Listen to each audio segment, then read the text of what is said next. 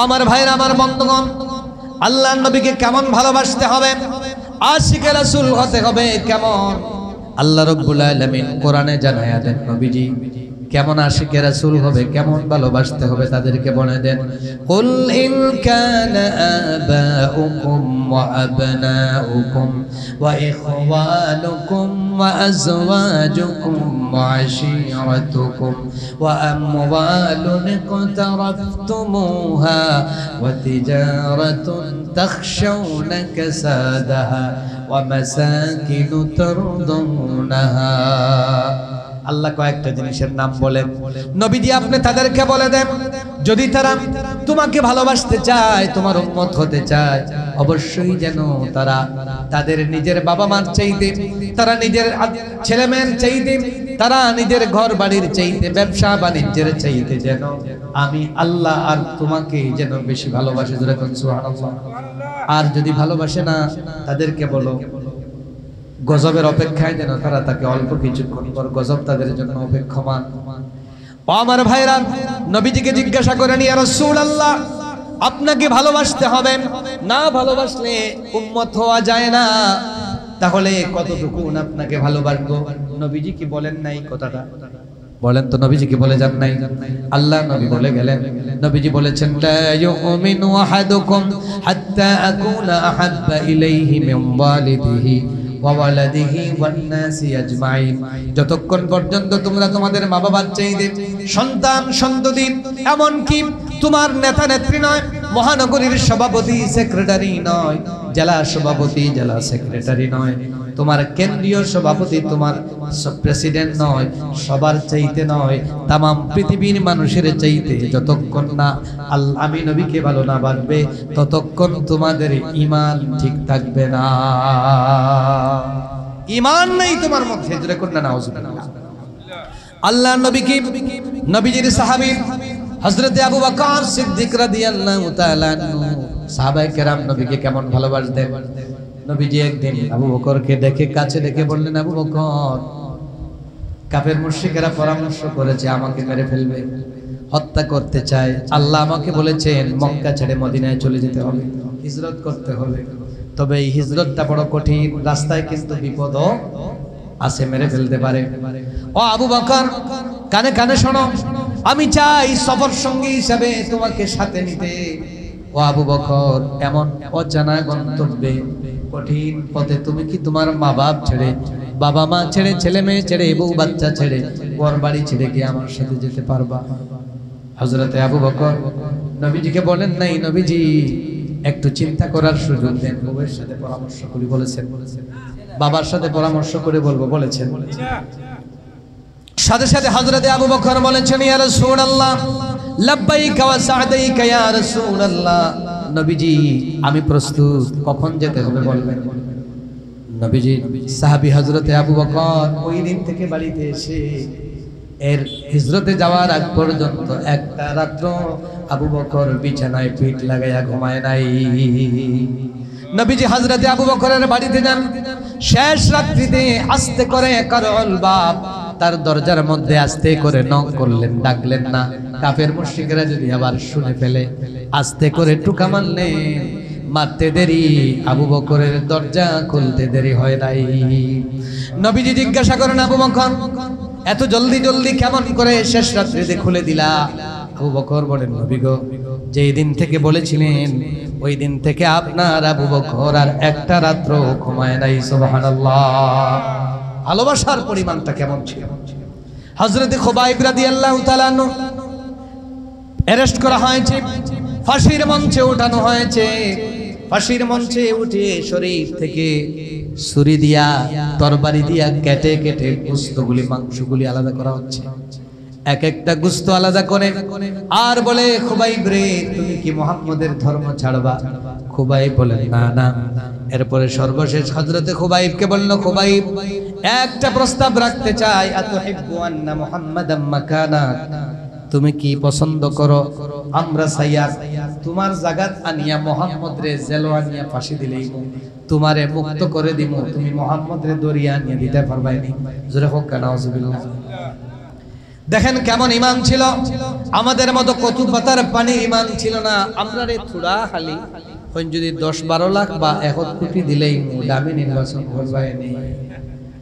আমার লাগান বহুত জোর হলেও ফান্দ পড়ছেন নিয়ে না মাতকা ফান্দ পড়িয়া চান্দুয়ে কান্দি রে এখন নাই নি ফান্দ পড়িয়া চান্দু এখন কান্দে রে। একটু লুপ দেখাইছে আর একটু কথা বলে ভয় দেখাইছে, একটু লুপ দেখাইছে একটু ভয় দেখাইছে। আপনাদের কথা বলছি না, আমার মতো অনেক বড় সাহেবজাদা সেফটা হইছেন না না মাতকা ইমান বেচছেন নি গিয়া জালিম রে সৈরাচারীর ভাও গিয়া সালাম দিছেন নি নমো নমো কই ইমান ইমান ইমান দাবি করেন, আশিকে রাসূল দাবি করেন, আশিকে রাসূল কই তোমার আশিকে রাসূল? এশকে রাসূল কেমন হবে? নবীজির ভালোবাসা সাহাবায়ে কেরামের যেমন ছিল তেমন হবে, ঠিক কি না? তোমার মন গড়া বাবার খালি মন গড়া ইচ্ছা মতো আশিকে রাসূল হইলে হবে না। আমরা সিলেট কিছু জটা মোটা লাগাইয়া, আমরা কিছু বাইনতে লাল কাপড় লাগাইয়া তারা বলে আশিকে আউলিয়া।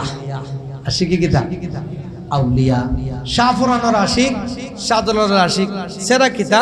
এমন অবস্থা দাড়ি টাড়ি জট লাগাইল, মাথায় জট লাগাইল, গোসল নাই, গাঞ্জা খাইয়া গন্ধ করে শরীরে, এরকম আছে না? আচ্ছা বলেন এরা আশিকে আউলিয়া না আশিকে শয়তান? কারণ শাহজালাল কি এরকম ছিলেন? এগুলা পছন্দ করতেন?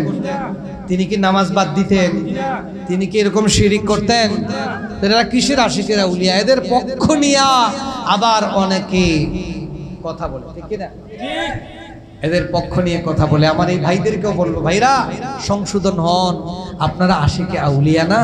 আপনি যে শাহজালালের আশিক বলছেন তার জীবনীটা একটু পড়েন, তার জীবনী পড়ে দেখেন তিনি আপনাদের মতো এরকম চুলদাড়িওয়ালা ছিলেন না, তোমার মতো লাল সালু ছিল না, তোমার মতো বেনামাজি ছিলেন না। তুমি যেমন শরীরে গন্ধ করে তাদের শরীরে এরকম ছিল না। তুমি তাহলে আশিকে আউলিয়া হলে কেমনে? এটা তো সবাই আশিকে শয়তান, ঠিক কিনা? এদেরকে বুঝাতে হবে। এবং এরকম শিরক এবং বেদাতের কারখানা আমাদের সিলেটে এগুলি বন্ধ করতে হবে। আওয়াজ করে বলেন ঠিক কিনা? আগামী দিনে তাওহীদি জনতা প্রস্তুত থাকতে হবে। আমরা কোনো জোর জবরদস্তি করব না, ধারাবাহিক প্রক্রিয়া আমরা মানুষকে বুঝাবো এগুলো শিরক, এগুলি কখনো ইসলাম সাপোর্ট করে না।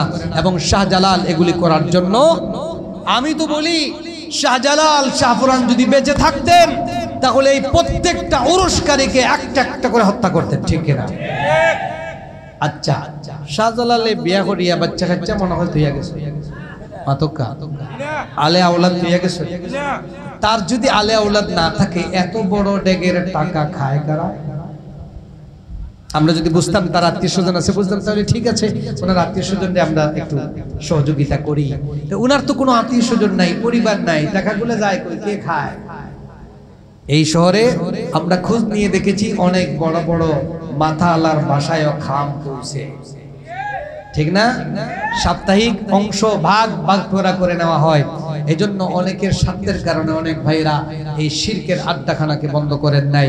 আমরা বলবো এটা আমাদের ইমানের দাবি। আপনারা বলবেন হুজুর আমরা তো আর উরুসে যাই না, আমরা তো এই শিরক বেদাত করি না, কিন্তু আপনি করেন না দেখে দেখে আপনি সহ্য করেন। রাসূল বলেছেন যারা ইজা উমিলাতিল খাতিয়াতু ফিল আরদ ফাশাহিদাহা ওয়া কারিহাহা কানা কামান গাবা আনহা ওয়া মান গাবা আনহা ফারাদিয়াহা কানা কামান শাহিদাহা। রাসূল বলেছেন কোন এলাকায় যদি খারাপ কাজ হয়, ইসলাম বিরোধী কাজ হয়, আর আপনি বাধ্য হয়ে সামনে পড়ে গেছেন, কিছু করতে পারছেন না, কিন্তু আপনি যদি মন থেকে ঘৃণা করেন, সাপোর্ট না করেন, এই ঘৃণা মানে এটার ঘৃণা মানুষের কাছে প্রকাশ করেন, দাওয়াতি কাজ করেন, রাসূল বলেছেন সামনে থেকেও সে অনুপস্থিত, সামনে থেকেও। আর আপনি গেলেন না, দূরে থাকেন, কিন্তু আপনি এটার প্রতি ঘৃণা নাই, আপনি সন্তুষ্ট। রাসূল বলেছেন আপনি ওইখানে যারা উরুস করে গাঞ্জা খায় তারা যত গুনাহ হয় আপনার তত গুনাহ হয়, নাউজুবিল্লাহ। এজন্য আমরা সবাই যার যার অবস্থান থেকে দাওয়াতি কাজ করব ইনশাআল্লাহ। মানুষকে আমরা বুঝাবো, সিলেটবাসীকে আমরা বুঝাবো, নেতৃবৃন্দকে আমরা বুঝাবো যে এগুলা গুনার কাজ। এই জন্য শাহজালাল এখানে আসেন নাই, তিনি এসেছেন তাওহীদকে প্রতিষ্ঠা করার জন্য, ঠিক কিনা? তিনি আযান প্রতিষ্ঠা করার জন্য, তিনি ভণ্ডামি প্রতিষ্ঠা করার জন্য আসেন নাই, তিনি মদ গাঁজা এগুলাকে বন্ধ করার জন্য আসছেন, ঠিক কিনা? আমরা পারবো তো ইনশাআল্লাহ। যার যার অবস্থান থেকে আমরা এই ভূমিকাটা রাখবো। প্যারা হাজিরিন, মুহাম্মদ রাসূলুল্লাহ সাল্লাল্লাহু আলাইহি ওয়াসাল্লাম আমাদের মাঝে আসলেন। তিনি যখন নবুয়ত প্রাপ্ত হলেন, তিনি কি নবুয়ত প্রাপ্ত হয়ে খানকায় গিয়ে ঘুমাইয়েছেন? হ্যাঁ, তিনি কি ভালো বিছানায় গিয়ে ভালো করে ঘুম দিছিলেন আর রুষ্ট খাইছিলেন? আমার বন্ধুগণ, আমার ভাইয়েরা, আল্লাহর নবী যেই দিনে ওহীপ্রাপ্ত হলেন, নবীজি এসে চাদর মুড়ি দিয়ে কম্বল জড়ায় ঘুমায় পড়লেন। আল্লাহ রাব্বুল আলামিন নবীজিকে ডাক দিয়ে বলেন, ইয়া আইয়ুহাল মুদ্দাথির কুম ফাআনদির ওয়া রাব্বাকা ফাকাব্বির। নবীজি, আপনি ঘুমাইলে চলবে না, আপনাকে নবুয়তের দায়িত্ব দিয়েছি, এই সমাজের সংস্কারের দায়িত্ব আপনাকে দিয়েছি, আপনি ঘুমাবার জন্য না। আজ থেকে আপনার ঘুমকে আমি হারাম করে দিলাম, আরামের বিছানাকে হারাম করে দিলাম, গরম বিছানা আপনার জন্য আজ থেকে শোভা পায় না। নবীজি ওহী প্রাপ্ত হওয়ার পর থেকে যতদিন নবীজি বেঁচে ছিলেন, একটা দিন আল্লাহর নবী শান্তিতে ঘুমাতে পারেন নাই। আল্লাহর নবী ইসলামের দাওয়াত নিয়ে মানুষের কাছে চলে গিয়েছেন। প্রথমেই তিনি তার আত্মীয় স্বজনের কাছে দাওয়াতটা পৌঁছিয়েছিলেন। আচ্ছা বলেন, রাসূল যখন দাওয়াত দিছিলেন, তার শত্রুতা কম ছিল না বাড়ছিল? দাওয়াত দেওয়ার আগ পর্যন্ত সবাই বলতো, আপনি আল আমিন, আপনি as-সাদিক, আপনার চাইতে ভালো মানুষের পৃথিবীতে কেউ নাই। রাসূলকে তারা সবচেয়ে সম্মান দিত, সবচেয়ে মর্যাদা দিত। যখন তিনি লা ইলাহা ইল্লাল্লাহর দাওয়াত দিয়ে শুরু করলেন, তখন থেকে বিরোধিতা আসে না নাই? কথা বলেন, বিরোধিতা আসে না নাই? জেল ছিল কি ছিল না? রক্তাক্ত করা হয়েছে কি হয় নাই? আল্লাহর নবীকে তায়েফের ময়দানে রক্তাক্ত করা হয়েছে, তাকে ধমক দেওয়া হয়েছে, নির্যাতন করা হয়েছে, হত্যার উদ্দেশ্যে আক্রমণ করা হয়েছে। তারপরে মনে হয় ভয় পাই আমাদের মতো সব দাওয়াত বন্ধ করে দিয়েছিলেন। বলেন বলেন, আল্লাহ নবী দিনের দাওয়াত বন্ধ করেন নাই। নবীজিকে তারা, আল্লাহর নবী যখন দাওয়াতি কাজ শুরু করলেন, দাওয়াতকে বন্ধ করার জন্য চতুর্মুখী ষড়যন্ত্র শুরু করলো। এখন প্রথম দফায় তাদের ষড়যন্ত্র হলো, মুহাম্মদকে আটকাতে হলে তার বিরুদ্ধে অপবাদ রটাতে হবে। কি রটাতে হবে? মৌলবাদ, সে এই, এমনকি তারা বলা শুরু করলো সাহিরুন কাযযাব, মুহাম্মদ মিথ্যাবাদী এবং জাদুকর। জোরে করে নাউযুবিল্লাহ। ইন্নাহু লামাজনুন, নিশ্চয় মুহাম্মদ একজন পাগল। জোরে করে নাউযুবিল্লাহ। নবীকে তারা গণক বলল, নবীকে তারা পাগল বলল। সর্বশেষ আল্লাহর নবীর দাওয়াতি কার্যক্রম যখন চতুর্দিকে ছড়িয়ে ছিটিয়ে পড়ল, নবীকে তারা জনপ্রিয় যখন হওয়া শুরু হলো, নবীর জনপ্রিয়তা নষ্ট করার জন্য সবগুলো মিডিয়াকে খবর করলো, বলে মিডিয়া সন্ত্রাস চালাতে হবে। কেমনে মিডিয়া সন্ত্রাস চালালো? তারা সবাইকে দাওয়াত দিল। ওয়ালিদ ইবনে মুগীরা তার বাড়িতে সবাইকে দাওয়াত দিয়া ওয়ালিদ ইবনে মুগীরা মিটিং ডাকলো আর বলল, পরামর্শ সভা, মুহাম্মদকে আটকাতে হলে কোনো একটা থিওরি অ্যাপ্লাই করতে হবে। সামনে হজের মাস, চতুর্দিক থেকে মানুষ আসবে, আমরা সবাই মিলে একটা কথা বলবো যাতে মানুষ মুহাম্মদের কাছে যেতে না পারে। এখন কি বলবো? একজন বলল, স্যার আমার কাছে একটা স্টাম্প কার্ড আছে। বলে কি আছে? বলে মুহাম্মদকে আমরা কবি বলতে পারি, নাউযুবিল্লাহ, শায়র বলতে পারি। ওয়ালিদ ইবনে মুগীরা সভাপতি মাথা নাড়াইয়া কয়, না, মুহাম্মদকে শায়র বললে মার্কেট পাওয়া যাবে না। কারণ আমরা জীবনে অনেক শায়র দেখেছি, শায়রদের কবিতায় যেমন ছন্দ থাকে, রজম থাকে, কবিতায় উল্টা পাল্টা থাকে। কবিরা যেমন হয়, মুহাম্মদের কোরআনের কথার সাথে কবিতার কোনো মিল পাওয়া যায় না। সুবহানাল্লাহ। দুই নাম্বার আরেকজন বলল, স্যার তাহলে আমার কাছে আরেকটা আছে। বলে কি? বলে মুহাম্মদ কি গণক বলা যায়? গণক হিসেবে তারে বদনাম করা যায়। সবাই মিলে একসাথে বলবো গণক, এই গণকের কাছে যাইও না। ওয়ালিদ ইবনে মুগীরা আবার মাথা নাড়াইয়া বলে, না, মুহাম্মদকে গণক বললে হবে না। তার কারণ আমি অনেক গণক দেখেছি, গণকরা যেমন উল্টা পাল্টা তথ্য দেয়, মাথা নাড়াইয়া নাড়াইয়া কথা বলে, এদিক সেদিক কথা বলে। গণকের মতো মুহাম্মদের কথাতে অমিল পাওয়া যায় না। মুহাম্মদের আনা কোরআন আর গণকের কথার মধ্যে কোনো মিল পাওয়া যায় না। সুবহানাল্লাহ পড়েন। তিন নাম্বার আরেকজন বলল, স্যার তাহলে আমার কাছে আরেকটা আছে, আমরা মুহাম্মদকে পাগল বলতে পারি। জোরে কন্যা নাউযুবিল্লাহ। এবার ওয়ালিদ ইবনে মুগীরা বলে, না না, পাগল বলা যায় না। কারণ আমরা অনেক পাগল দেখেছি, পাগলের চুলগুলো থাকে উস্কো কুস্কো, শরীরের মধ্যে থাকে ময়লা। পাগলের কথার কোনো জমা খরচ নাই। পাগলে কিনা বলে, ছাগলে কিনা খায়, পাগল উল্টা পাল্টা কথা বলে। মুহাম্মদের কাছে গেলে পাগলামি কিছু পাওয়া যায় না।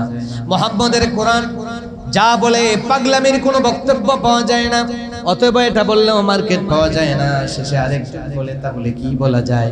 বলে মুহাম্মদকে আমরা জাদুকর বলতে পারি। শেষমেশ তখন কোনোটা তাই মানই না। এখন সবাই বলল, আপনি সভাপতি, প্রধান অতিথি, মুরব্বী, তাহলে আপনি একটা ঠিক করে দেন, আমরা সবাই ওইটাই বলবো মানুষ। তো তাই ঠিক করে দিলে ঠিক আছে, কোনোটাই যখন পাওয়া যায় না, আমরা তারে জাদুকর বলতে পারি। কারণ বলবো খবরদার এর কাছে যাইও না, এর কাছে গেলে মার থেকে সন্তানকে আলাদা করে, বাবার থেকে সন্তানকে আলাদা করে, ভাই ভাই আলাদা করে দেয়, মিল থাকে না, ঘর বাড়ি ছেড়ে দেয়, সবাই তার পক্ষে চলে যায়, এর কাছেও পাওয়া যায় না। মানুষ সুদূর দিকে আসে, মানুষের ডেকে ডেকে কয়, খবরদার মক্কায় একজন জাদুকর আছে, মোহাম্মদ নাম, তার কাছে যাইও না। মানুষ শুনতে শুনতে বলে, আরে এত প্রচারণা, তাহলে তো নিশ্চয়ই জাদুকর অনেক বড় মাপের হবে, তাই না? তো জাদুকর তো দেখতেই হয়, তার জাদু তো একবার দেখাই লাগে, টিকিট দিয়ে আনা টিকিটে দেখা যায়, এরকম জাদু তো দেখাই দরকার। সবাই আসে, রাসূলের কাছে আসে, আসলো, রাসূলের চেহারা মুবারকের দিকে তাকায়, আল্লাহর নবীর জবান থেকে কোরআনের বাণী শুনে সাথে সাথে মুসলমান হয়ে যায়। সুবহানাল্লাহ। এইভাবে অনেকগুলি তারা ষড়যন্ত্র করেছে। তাহলে ইসলামের পক্ষে কথা বললে বিরোধিতা, অপপ্রচার, ষড়যন্ত্র, ত্যাগ, এগুলি নতুন না পুরাতন? কথা বলেন, এগুলি অনেক আগে থেকে চলে আসছে। এই ত্যাগ আপনার প্রতি থাকবে, আপনার প্রতি বিরোধিতা থাকবে, ওই সময় মজবুত আকারে টিকে থাকার নামই হচ্ছে ঈমান। টিকে থাকার নাম কি? আল্লাহ রাব্বুল আলামিন তার হাবিবকে পাঠালেন। এইবার তারা সিদ্ধান্ত নিল, মুহাম্মদের নাম নিশানা দুনিয়া থেকে মিটাইয়া দিবে। আল্লাহ নবীকে হত্যা করার মাধ্যমে নবীর জীবন নিয়ে নবীকে তারা মানুষের কাছ থেকে সরাইয়া দিবে, মুহাম্মদের মিশন ইসলামকে নিশ্চিহ্ন করে দিবে।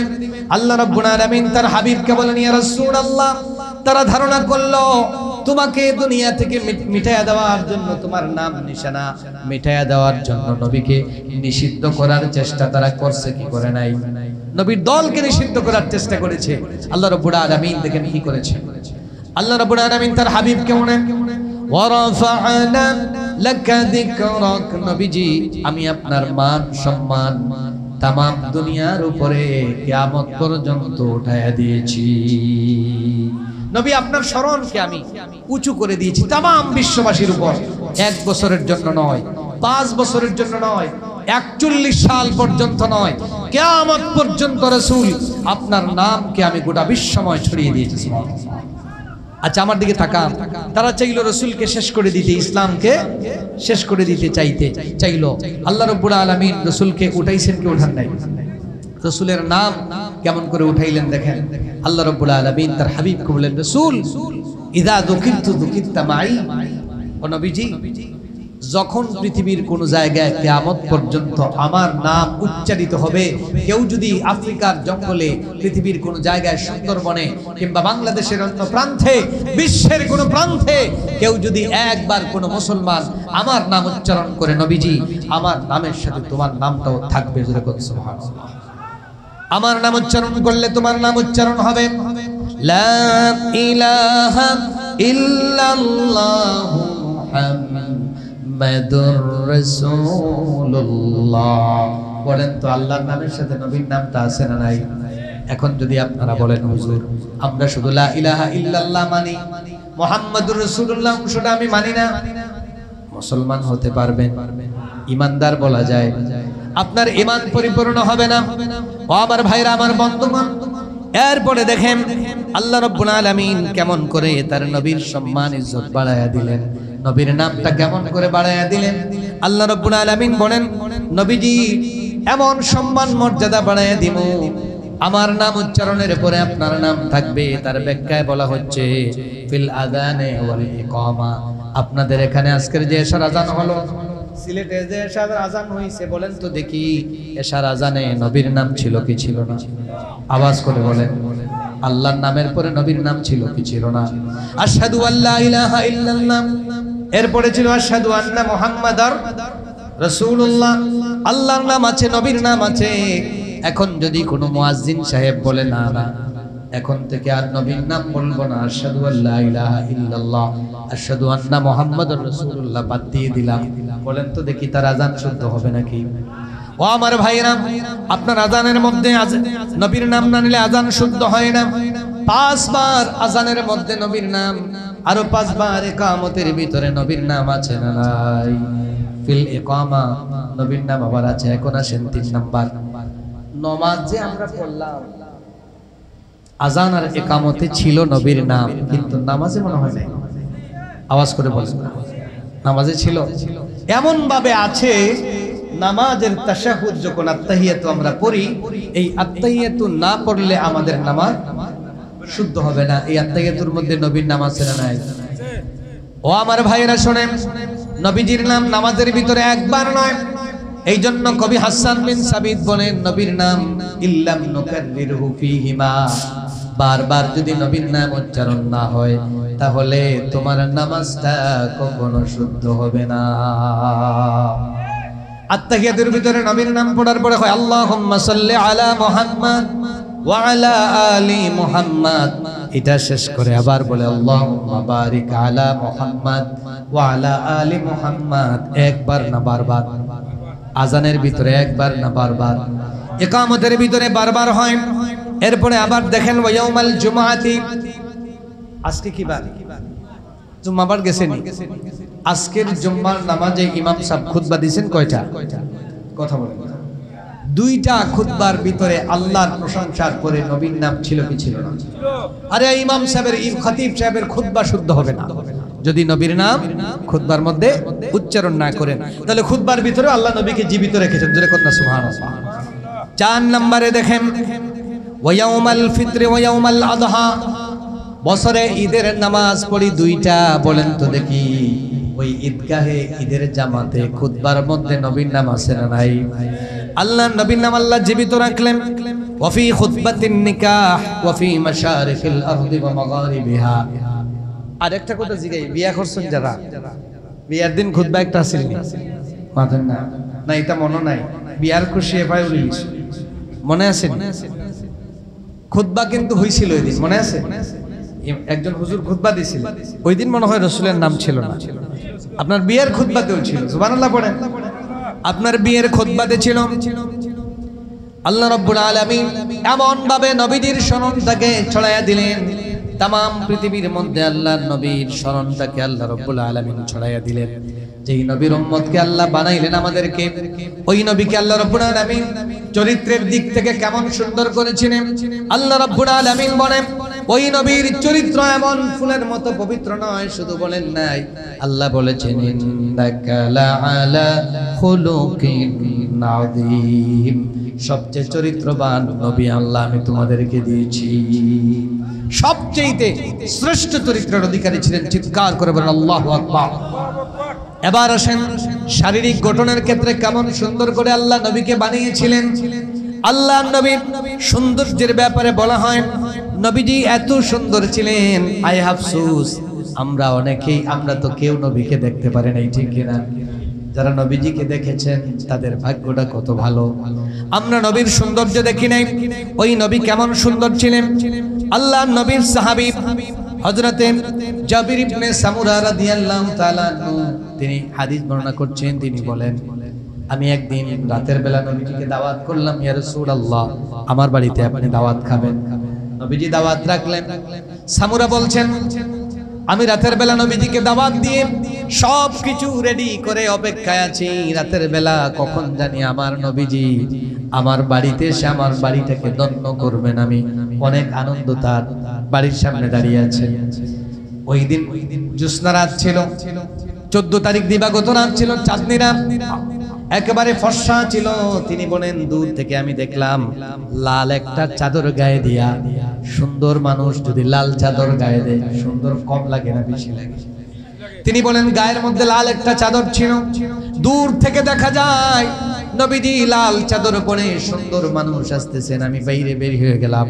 নবীজি যখন আমার কাছে আসলেন, হযরত জাবির ইবনে সামুরা বলেন, আল্লাহর নবী আমার কাছে আসার পরে আমি একবার নবীজির চেহারা মোবারকের দিকে তাকাই, আর একবার চাঁদের দিকে, পূর্ণিমার চাঁদের দিকে তাকাই। নবীজি আমাকে কাছে ডাক দিয়ে বলেন, ও জাবির ইবনে সামুরা, বুঝলাম না, একবার আমার দিকে তাকাও আর একবার পূর্ণিমার চাঁদের দিকে তাকাও, তার কারণটা কি? নবীজির সাহাবী জাবির ইবনে সামুরা বলেন, ইয়া রাসূলুল্লাহ, আল্লাহর কসম, আমি একবার চাঁদের দিকে তাকাই, পূর্ণিমার চাঁদের দিকে তাকাই, আর একবার আপনার চেহারা মুবারকের দিকে তাকাই, আমার কাছে মনে হয়েছে পূর্ণিমার চাঁদের চাইতে আপনার চেহারাটা আরো অনেক সুন্দর। আল্লাহ নবী এত সুন্দর চেহারার ছিলেন। কবি হাসান বিন সাবিত বলেন, ওয়া আহসানু মিনকা লাম তারকাতু আইনিন ওয়া আজমালু মিনকা লাম তালিদিন নিসা খুলিকতা মুবাররাআন মিন কুল্লি আইবিন কাআন্নাকা খুলিকতা কামা তাশা। নবীজির কবি বলতেছেন, ও নবীজি, আল্লাহ নবীর সৌন্দর্যের ব্যাপারে বলছেন, আহসানু মিনকা লাম তারকাতু আইনিন, ও নবীজি, আপনার মতো এত সুন্দর মানুষ এই পৃথিবীতে কোনো চোখ কোনোদিন দেখে নাই, এত উত্তম মানুষ পৃথিবীর কেউ কোনোদিন চোখে দেখে নাই, কোন চোখ এত উত্তম মানুষ আর দেখে নাই। আল্লাহু আকবার পড়েন। ওয়া আজমালু মিনকা লাম তালিদিন নিসা। কবি হাসান বিন সাবিত বলেন, আল্লাহ নবীর চাইতে এত সুন্দর মানুষ এই পৃথিবীর কোনো নারী কখনো জন্ম দেয় নাই, এত সুন্দর পুরুষ, এত সুন্দর শিশু, এত সুন্দর মানুষ আর কোন নারী জন্ম দেয় নাই। নবীজি আপনার চেহারার দিকে তাকাইলে, আপনার শরীরের দিকে তাকাইলে এমন ভাবে মনে হয় একটা ত্রুটিও আল্লাহ আপনাকে দেন নাই। সুবহানাল্লাহ পড়েন। আপনার শরীরের মধ্যে কোনো ত্রুটি পাওয়া যায় না। এরপরে তিনি বললেন, কান্নামা খুলিকতা কামা তাশা। নবীজি আপনার চেহারার দিকে, আপনার শরীরের দিকে তাকাইলে মনে হয় আপনি জেলা চাইছেন, ডিমান্ড করছেন, আল্লাহ আপনারে ওলা বানাইছেন। এত সুন্দর ছিলেন আল্লাহ রাসূল। এই মুহাম্মদ রাসূলুল্লাহ সাল্লাল্লাহু আলাইহি ওয়াসাল্লাম শুধুমাত্র সুন্দর ছিলেন না, তার চরিত্রটাও সুন্দর ছিল? কথা বলেন। আল্লাহ নবী যেমন সুন্দর ছিলেন, নবীজির চরিত্র তার চাইতে আরো সুন্দর ছিল। আমি কয়েকটা আখলাকের কথা বলি, আমার কথা শেষ করব। ওয়াজ করা উদ্দেশ্য না, নবীজির চরিত্র সম্পর্কে জানা দরকার আছে না নাই? আল্লাহ নবীর কয়েকটা আখলাকের কথা আপনাদেরকে বলবো। আল্লাহ নবী সাল্লাল্লাহু আলাইহি ওয়াসাল্লাম কেমন চরিত্রের অধিকারী ছিলেন একটু খেয়াল করে শুনেন। নবীজির স্ত্রী তিনি যখন ওহীপ্রাপ্ত হলেন, দৌড়াইয়া তার স্ত্রী আম্মা জান খাদিজার কাছে এসে বলেন, খাদিজা রে, আমার তো মনে হচ্ছে আমি মনে হয় বাঁচবো না, মরে যাব মনে হয়, এমন অবস্থা। খাদিজা ওই সময় তার কথা বলেছিলেন, ওয়াল্লাহি লা ইউখজিকাল্লাহু আবাদা। মুহাম্মদ, আপনি আল্লাহর কসম করে বলি, আপনাকে আল্লাহ কোনোদিন ধ্বংস করবেন না, আপনাকে আল্লাহ কোনোদিন অপদস্থ করবেন না। তার কারণ নবীজি আপনার মাঝে 5টা গুণ আছে। আওয়াজ করে বলেন, কয়টা গুণ? এমন সুন্দর আকর্ষণীয় 5টা চরিত্র আছে, যেই চরিত্র অন্য মানুষের মাঝে পাওয়া যায় না। এই চরিত্র যার আছে তারে কোনোদিন আল্লাহ ধ্বংস করতে পারে না, আল্লাহ অপদস্থ করতে পারে না। এই 5টা চরিত্র কি বলবো আপনাদেরকে? এজন্য বলা হয়েছে এখনো যদি কিয়ামত পর্যন্ত পৃথিবীর কোন মানুষ এই 5টা ক্যারেক্টার অর্জন করতে পারে, 5টা চরিত্র অর্জন করতে পারে, কোনোদিন সে ধ্বংস হবে না, কোনোদিন অপদস্থ হবে না, ক্ষতিগ্রস্ত হবে না। সে সব সময় বিজিত থাকবে, সম্মান মর্যাদা নিয়ে থাকবে। যেরকম সুবহানাল্লাহ। তাহলে এই 5টা ক্যারেক্টারটা কি?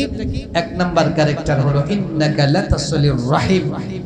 নবীজি আপনি রক্ত সম্পর্কিত আত্মীয়তার সম্পর্ক রক্ষা করেন, সব সময় কুটুম্বদের সাথে, রক্ত সম্পর্কিত আত্মীয়দের সাথে সম্পর্ক রক্ষা করে চলেন। এটা কয় নাম্বার? তাহলে আজকে থেকে আমরা আমাদের রক্ত সম্পর্কীয় যারা আছে তাদের সাথে সম্পর্ক ভালো রাখবো। ফুফুর সাথে সম্পর্কটা ভালো রাখবেন। ফুফু অবহেলিত কুটুম আত্মীয়, ফুফুর বাড়ি যাইতে মন চায় না, ফুফুকে খেদমত করি না।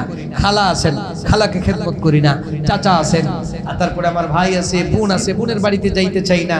আবার অনেকে আছে বোনরা যদি বেড়াইতে আসে বাগনা বাগনি নিয়ে অনেকের কষ্ট হয়, ঠিক না? আত্মীয়তার সম্পর্ক রক্ষা করবো ইনশাআল্লাহ। 2 নাম্বার ওয়াত করে উদ্দাইফ। আপনি সব সময় মেহমানকে সম্মান করেন, সব সময় মেহমানদারিতে আপনার কোনো জুড়ি হয় না, সবচেয়ে বেশি মেহমানদারি করতে আপনি এক্সপার্ট। সুবহানাল্লাহ পড়েন। 3 নাম্বার ওয়াত সাদদিকুল হাদিস।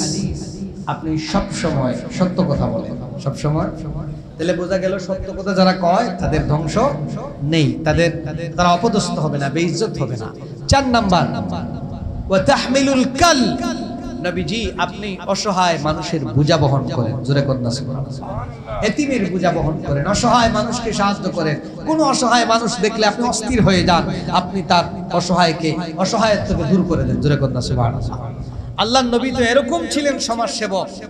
তিনি আরামিলদেরকে, যেই সমস্ত নারীদের স্বামী নাই, এই সমস্ত বিধবা নারীদেরকে খুঁজে খুঁজে বের করে তাদের অসুবিধা কি, তাদের সমস্যা কি, কার করে খাবার নাই, কার করে কি সমস্যা, সব পৌঁছে দিতেন সুবহানাল্লাহ। তিনি খুঁজে খুঁজে মানুষের সমস্যা বের করতেন। আর ৫ নাম্বার হলো ওয়া তুঈনু আলা নওয়াইবিল হক। নবীজি আপনি তো অধিকার বঞ্চিতদের অধিকার আদায়ে সাহায্য করেন, সুবহানাল্লাহ পড়েন। আপনি মানুষের অধিকার, বঞ্চিত মানুষকে অধিকার দেন। ৩ নম্বরে হলো আল্লাহর নবীকে কেন খুলুকে আযীম বলা হয়? সবচেয়ে সুমহান চরিত্রের অধিকারী আল্লাহর নবী কেন? আম্মা জান আয়েশা বলেন খুলুকে আযীমের ব্যাখ্যা হলো নবীজির মহান চরিত্রটা কি ছিল, শুনবেন নাকি? কেন নবীকে মহান চরিত্রের অধিকারী বলা হয়? আল্লাহর নবীর কাছে ৩টা গুণ ছিল, একটা চরিত্র ছিল। নবীজি সব সময় একটা চরিত্র ফিল করতেন, একটা চিন্তা চেতনা লালন করতেন। নবীজি বলতেন সিলমান কাতাআকা, তোমার সাথে যে সম্পর্ক কাট করে তুমি তার সাথে সম্পর্ক জোড়াও, জোরে কোন সুবহানাল্লাহ। এটা সহজ না কঠিন? খুব কঠিন। আমারে একজন গাইল দিছে, আমি 10টা গাইল না দেওয়া পর্যন্ত আমার পেটের ভাত হজম হয় না। আল্লাহর নবী কিন্তু এটা করতেন, তার সাথে যে সম্পর্ক ছেদ করে নবীজি তার সাথে সম্পর্ক জুড়াইয়া দিতেন। ২ নাম্বার হলো ওয়াফু আম্মান যালামাকা, নবীজির সাথে যে অন্যায় করত, জুলুম করত, নবীজি তারে মাফ করে দিতেন, সুবহানাল্লাহ। ৩ নাম্বার হলো ওয়াহসিন ইলা মান নাসা ইলাইক, নবীজির সাথে যারা খারাপ আচরণ করত নবীজি তাদের সাথে ভালো আচরণ করতেন, জোরে কোন সুবহানাল্লাহ। খারাপের সাথে কি করতেন? ভালো আচরণ করতেন। আল্লাহর নবী সব সময় ইতিবাচক চরিত্রের অধিকারী ছিলেন। আমরা এখন থেকে মানুষের সাথে ভালো ব্যবহার করতে পারবো তো ইনশাআল্লাহ? না এটা বলবো যে আওয়ামী লীগ ক্ষমতায় থাকতে আমারে একটা মামলা দিছে, বাফরানে চিনাইমু, এখন 10টা মামলা দিব। এটা কি রাসূলের চরিত্র? ইসলাম কি এটা বলে? না। অথবা আপনি বলবেন আমাকে যখন আল্লাহ এখন সুযোগ করে দিয়েছে, ক্ষমতা পাইছি, তাহলে এলাকার তালিকা করিয়া যতজন আছেন বাফরাইন তরে সেসিলিতাম। আপনি এরকম বহু মানুষ আছে যারা আওয়ামী লীগ করতো কিন্তু অপরাধের সাথে জড়িত ছিল না, এরকম সাধারণ মানুষ আছে না নাই? কথা বলেন, এরকম সাধারণ মানুষ নাই? এরকম অনেক সাধারণ মানুষ আছে। আমাদের দায়িত্ব হলো এরকম কোনো খারাপ কাজ আমরা করব না ইনশাআল্লাহ। বলেন ইনশাআল্লাহ। যে অন্যায় করে নাই, খবরদার, ক্ষমতার বলে তাকে অন্যায়ভাবে মামলায় নাম দেওয়া যাবে না, তারা ক্ষতিগ্রস্ত করবে না, তার বাড়িঘর জ্বালিয়ে দেওয়া ঠিক না, তার ব্যবসা বাণিজ্য ভেঙে দিবেন, এটা কিন্তু ইসলাম সাপোর্ট করে না। তাহলে এখন থেকে আমরা সবসময় ইতিবাচক আচরণ করবো তো ইনশাআল্লাহ, মানুষের সাথে সুন্দর আচরণ করব। এটাই হচ্ছে মুহাম্মদুর রাসূলুল্লাহ সাল্লাল্লাহু আলাইহি ওয়াসাল্লামের আখলাক। তায়েফের ময়দানে রাসূলকে রক্তাক্ত করা হয় না? রক্তাক্ত করা হয়েছে, সাথে সাথে ক্ষমতা পেয়েছেন। অন্তর্বর্তীকালীন সরকার আল্লাহ পাঠাইয়া দিয়েছেন, পাঠাইয়া দিয়া ফেরেশতা, পাহাড়ের ফেরেশতা পাঠাইয়া দিয়া বলছেন যাও আমার নবীকে বলো যে তিনি যা চান তাই করবে। পাহাড়ের ফেরেশতা এসে বলছে ইয়া রাসূলুল্লাহ চিনেন? বলে না। কে তুমি? বলে আমরা হচ্ছি পাহাড়ের ফেরেশতা, এরা আপনার সাথে অন্যায় করেছে, রক্তাক্ত করেছে, বলেন আপনি পারমিশন দেন, একটাকেও দুনিয়াতে রাখবো না, সবটিকে পাহাড়ে একত্রিত করে শেষ করে দিব। রাসূল কি তখন ক্ষমতা কাটাইছে? আল্লাহুম্মা গফির লিকাউমিল, তিনি বলেছেন আল্লাহ আমার কওমকে maaf করো, এরা বুঝে নাই, দুষ্টুমি করেছে, না বুঝেই করেছে, আল্লাহ তুমি তাদেরকে maaf করে দাও। সুবহানাল্লাহ। তিনি বলছেন এদেরকে যদি শেষ করে দাও তাহলে আমি নবী কলিমার দাওয়াত নিয়ে কার কাছে যাব? আল্লাহু আকবার। এরকম চরিত্র আজকে আমাদের সমাজে বড়ই অভাব।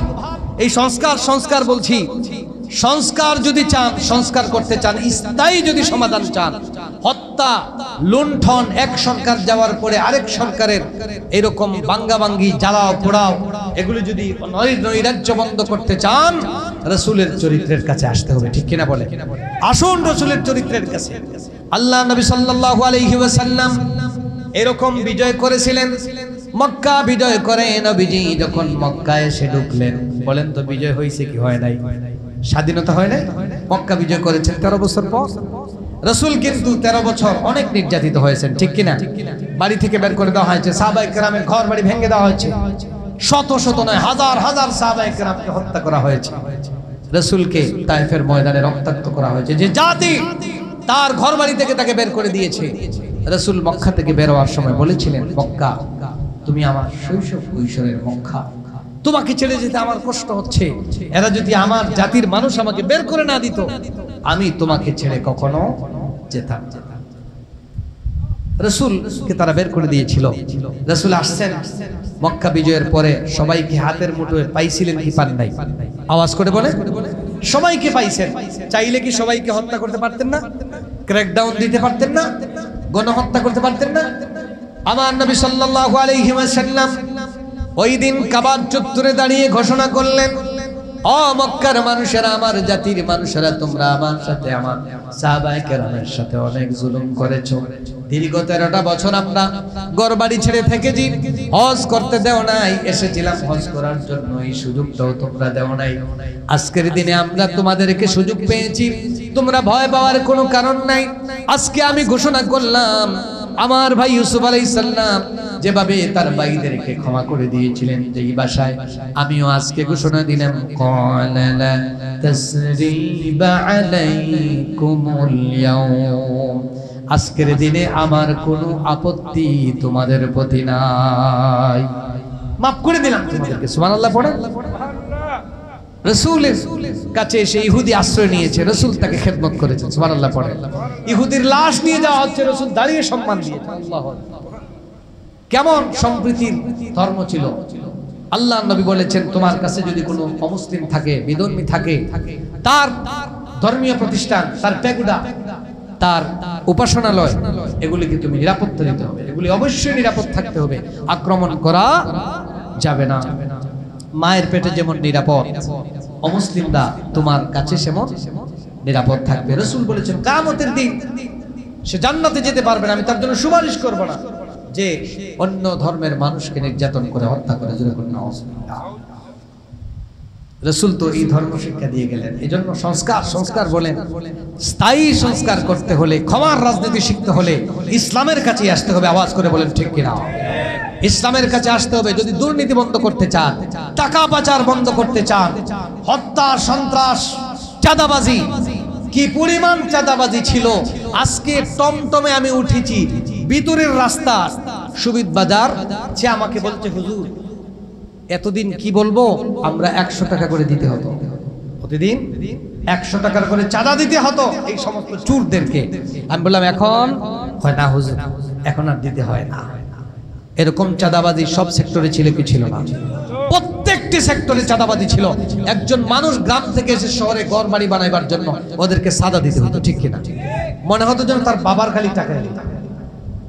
প্রত্যেকটা সেক্টরে চাঁদাবাজি ছিল। এই চাঁদাবাজি যেন আল্লাহ স্থায়ীভাবে বন্ধ করুন।